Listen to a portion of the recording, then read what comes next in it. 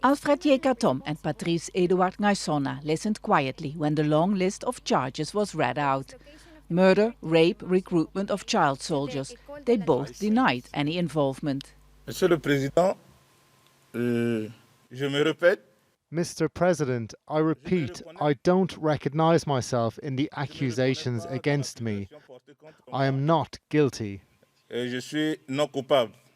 But prosecutors say they have overwhelming evidence that Yekatom and Ngaissona have led the Anti-balaka movement in a campaign meant to remove the Muslim population from the country. Yekatom was known as Commander Rambo and Ngaissona, a right-hand man of former President François Bozize, as the organizer.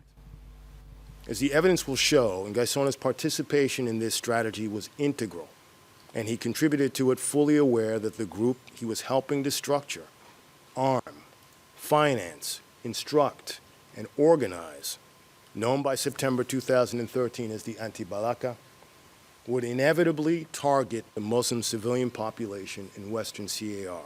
The violence started in 2013 after Muslim rebels from the Seleka group forced former President Bozize out of power.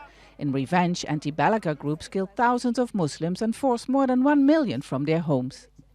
More than 1,400 victims are expected to take part in this trial, a trial that will be closely watched in Central African Republic. The message from the ICC is clear: no more impunity for those involved in these crimes.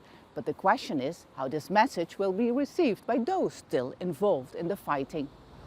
Rebel groups have again taken control over parts of Central African Republic after the presidential election last December. The government has accused Bozize of being behind the violence and is now being investigated for rebellion. What we are also looking for is how the other rebel leaders, the militia leaders, will react to this prosecution.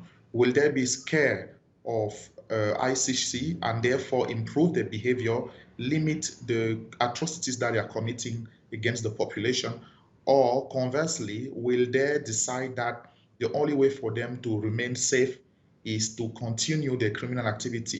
The defense is yet to make their opening statements. A leader of the Seleka militia is also in custody of the ICC, showing that the court is serious in holding both sides accountable. Vaessen, Al Jazeera, The Hague.